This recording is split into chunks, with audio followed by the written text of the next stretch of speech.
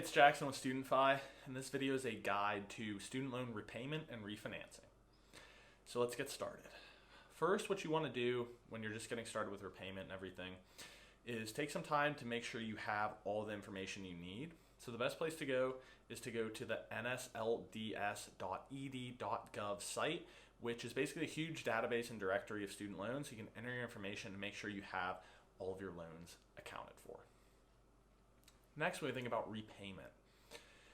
So with private student loans, there's not a whole lot to consider with repayment. Usually those terms are pretty much set. But with federal, there are a few options.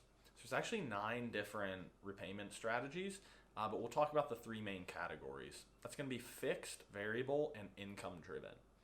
So with fixed, you basically set the term and you pay the same amount every month. Pretty simple. For variable, the amount you pay every month changes. So a lot of times that'll be something graduated. So you might start out paying a little lower and over time pay more and more as your earnings increase. But really it just means that there's a few different approaches you can take to monthly payment that changes month to month. Finally, income-driven repayment is going to be a special program where basically the amount you pay every month is capped at 10 to 20% of your discretionary income. So that helps keep your monthly payment manageable in proportion to the amount you're earning. Again, on the repayment side for federal loans, one final thing to consider is student loan forgiveness. So the most common program is the PSLF, which is the Public Service Loan Forgiveness Program. And basically, if you are in a qualified job, usually a government employee or a nonprofit, and you pay on your loans for 10 years, you can actually qualify to have your loans forgiven. So again, you'll want to search PSLF, go to the government.gov website, again, to make sure you qualify, but that is something to consider if you're working in one of those careers.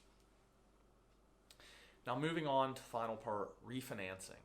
So important thing to keep in mind is that when you refinance your federal loans, you will end up going to private and you may lose some of those benefits. So you want to make sure you review the borrower benefits you have with your federal loans and weigh that against the new interest rate on your refinancing before you decide if it's the right decision for you.